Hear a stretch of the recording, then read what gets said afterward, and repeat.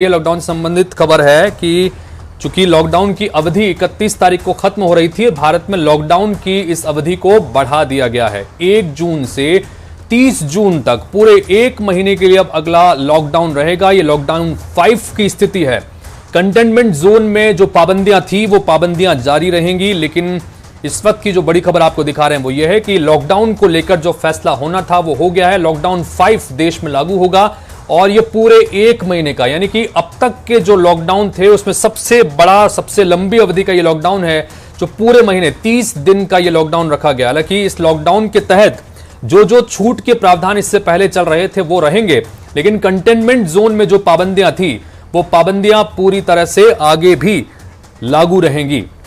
तो कुल मिलाकर ये इस वक्त की एक महत्वपूर्ण खबर आपको दिखा रहे हैं कि सरकार ने लॉकडाउन 5 के लिए गाइडलाइन भी जारी कर दी है। कंटेनमेंट जोन में जो पाबंदियां थी वो पाबंदियां लगातार रहेंगी, लेकिन ये लॉकडाउन की अवधि सबसे बड़ी, अब तक का जो अलग अलग 4 फेज में लॉकडाउन रखे गए, उस लॉकडाउन में ये जो 5वां लॉकडाउन है ये सबसे लंबी अवधि का होगा। पूरे 1 महीने के लिए लॉकडाउन लगाने का फैसला सरकार ने लिया है। राज्यों से अलग अलग बात हो रही थी।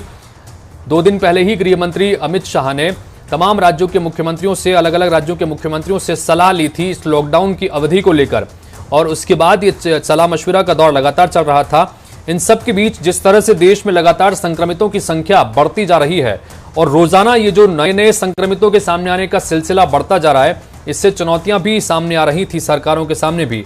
खासतौर पर महाराष्ट्र, गुजरात, तमिलनाडु समेत कई और ऐसे बड़े राज्य हैं जहां पर अभी संक्रमितों की संख्या लगातार बहुत ज्यादा बढ़ी हुई है।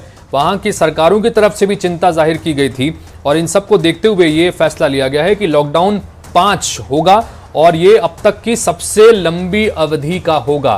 30 दिन का ये लॉकडाउन रहेगा। 1 जून से लॉकडाउन 5 शुरू होगा जो 30 जून तक जारी रहेगा।